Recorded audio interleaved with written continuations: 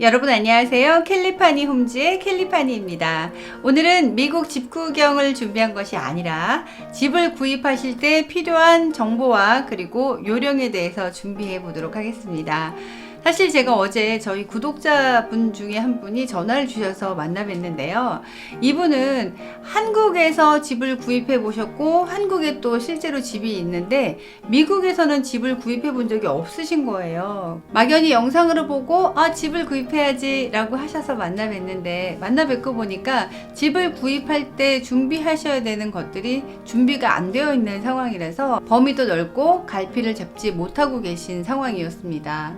제가 그분을 만나 뵙고 제가 집을 소개해드리는 영상을 준비하는 것도 좋지만 집을 구입하실 때 필요한 절차와 요령을 쉽게 소개해드리면 집을 구입하실 때 많은 시간과 노력을 들이지 않고도 나에게 맞는 내가 좋아하는 집을 그것도 좋은 가격으로 구입할 수 있겠구나 라는 생각이 들어서 영상을 준비하게 됐습니다. 앞으로 집을 구입하실 때 필요한 절차와 방법 그리고 요령에 대해서 제가 영상을 준비하도록 하겠습니다.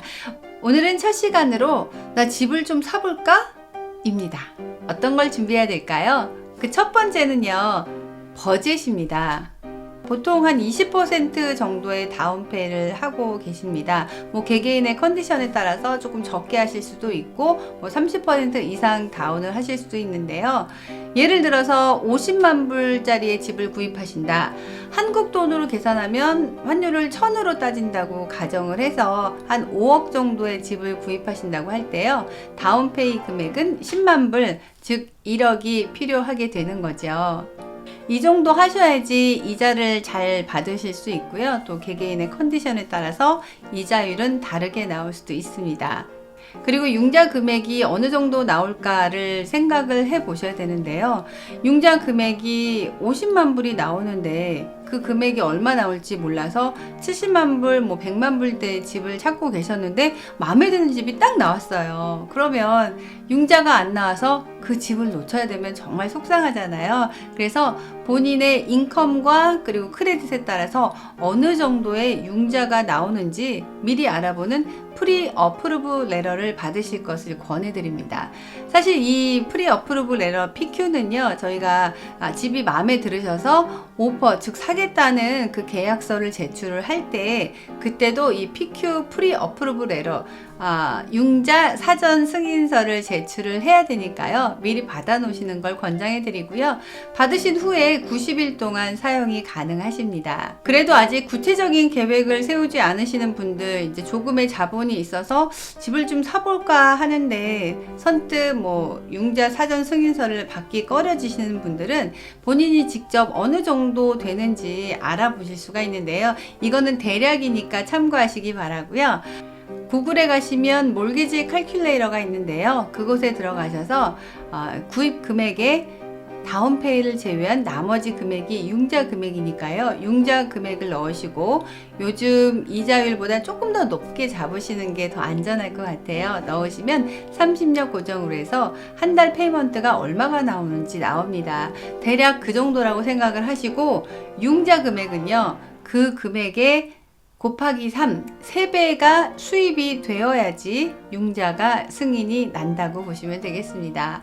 예를 들어서 몰게지 칼큘레이터를 사용해서 한 달 페이먼트가 2,000불이 나왔으면 2,000불 곱하기 3, 6,000불이 한 달 수입이 되어야지 융자를 받으실 수 있는 거예요.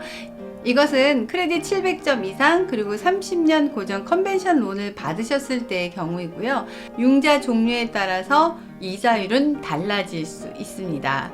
융자 전문가와 상의하시기를 권해드리고요. 제가 저희 채널을 통해서도 융자 전문가를 모시고 조금 더 자세한 내용을 알아보도록 하겠습니다. 영상 준비할 예정이니까 앞으로도 계속해서 많이 시청해 주시기 바랍니다. 두 번째는 집을 구입하기로 마음 먹으신 이유가 본인이 사실 집인지 아니면 투자용 집인지를 용도를 결정을 하시기를 권해드립니다. 직접 사실 집이면은 직장에서 가까운지, 교통은 편리한지, 아이가 있으면 아이 학구는 좋은지, 학교가 가까운지, 주변에 편의시설이 어디에 위치해 있는지, 동네는 좋은지 여러 가지 따져보실 것이 많거든요. 근데 직접 사실 분들은 이런 것을 먼저 따져서 지역을 결정하시면 되고요. 투자용으로 준비하시는 분들은 이것을 투자해서 그만큼 수입을 가져갈 수 있는지 여러 가지 면을 따져보셔야 돼서 투자용으로 하는 영상은 제가 다시 한번 준비하도록 하겠습니다. 오늘은 주거용, 본인이 사실 목적으로 구입하시는 분들을 예를 들어서 준비를 해보겠습니다.